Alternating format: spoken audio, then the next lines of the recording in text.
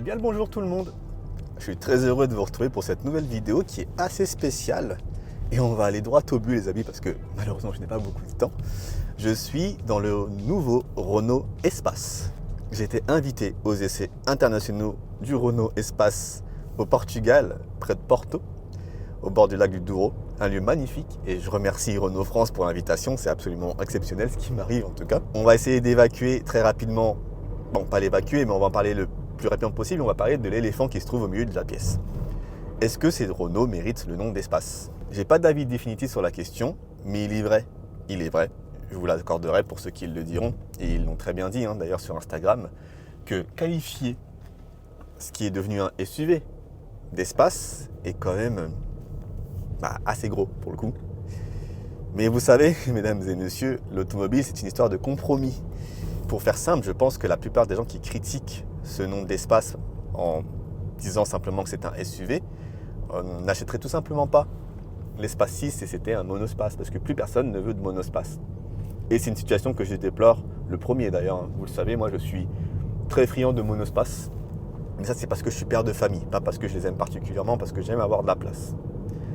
Et pour le coup, même si on a abandonné le format monospace, l'Espace 5 était un crossover, on mélangeait encore un peu les deux. Là, non, on est sur un Renault Austral rallongé, mais qui a un bien meilleur empattement et un bien meilleur espace habitable. Certes, on n'atteint pas la modularité des précédentes générations d'Espace, je pense notamment à la 3 ou à la 4. Et c'est en quelque sorte dommage, c'est quelque chose vraiment que je regrette, mais on doit vivre avec notre temps.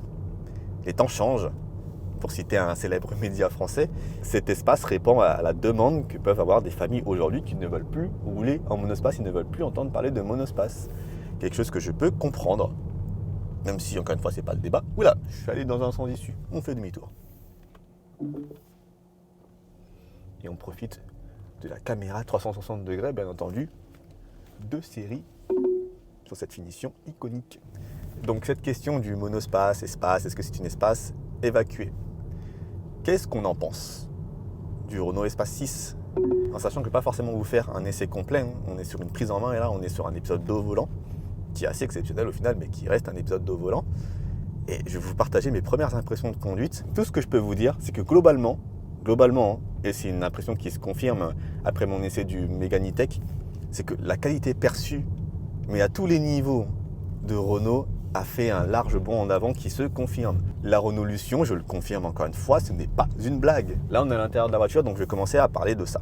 Donc, on a un mobilier intérieur qui est sacrément bien fini et très qualitatif. On est sur une version iconique qui s'affiche à 49 500 €, donc à un tout petit peu moins de 50 000 €. Et on a des inserts en vrai bois. J'étais avec un journaliste, parce qu'on fait les essais en binôme sur les essais internationaux, et il me disait qu'il avait une impression de premium, vraiment. Là, on n'est même pas encore sur le porte-étendard de Renault parce qu'on a le Rafale qui arrive bientôt, qui sera annoncé.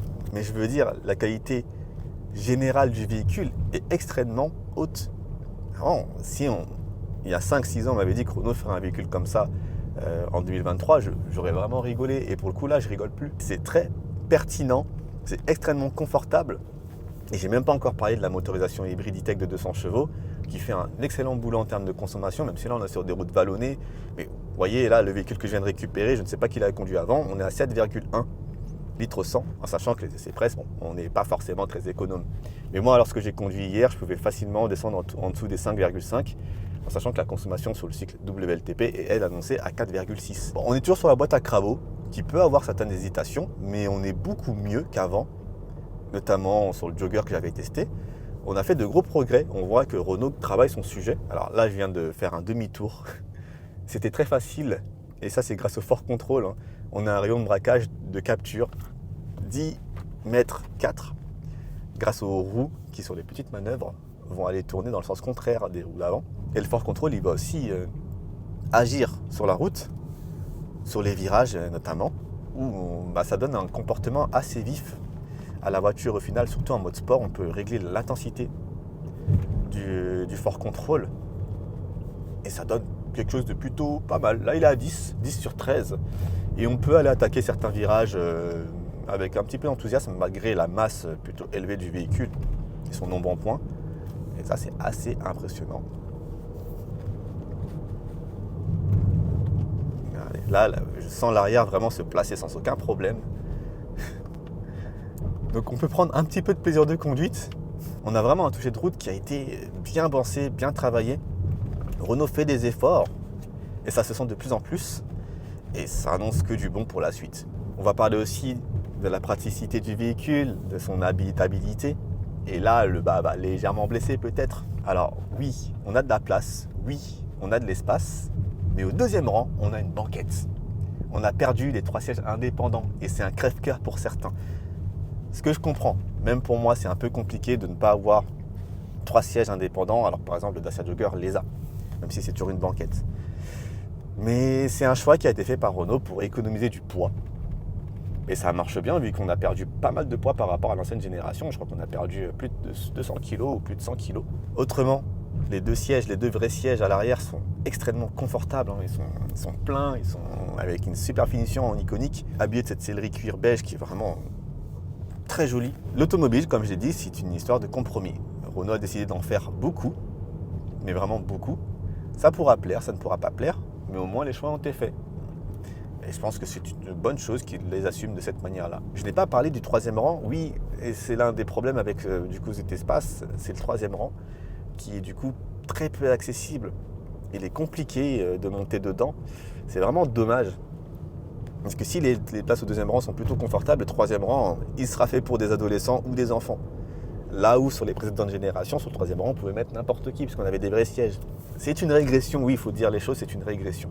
Je le regrette, mais c'est une régression qui fait partie du compromis que Renault a essayé de trouver. Voilà, on ne peut pas faire la voiture parfaite, et on voit vraiment qu'on a cherché un compromis. Je tiens à le souligner, cette chaîne s'appelle Voiture Lambda. Même si on est des passionnés, vous êtes beaucoup de passionnés sur cette chaîne, voilà. Il faut penser au client lambda qui, lui, n'en a pas grand-chose à faire que cette voiture s'appelle Espace. Lui, le client lambda, il voudrait une voiture avec de la place, si possible française, là c'est assemblé en Espagne, qui fait le job. Et cette voiture, j'en suis convaincu, j'espère l'avoir sur un test plus long lorsqu'il sera sorti. Et un vrai test, un test grandeur nature, hein, c'est-à-dire avec ma famille et compagnie, je pense qu'il fera largement le job.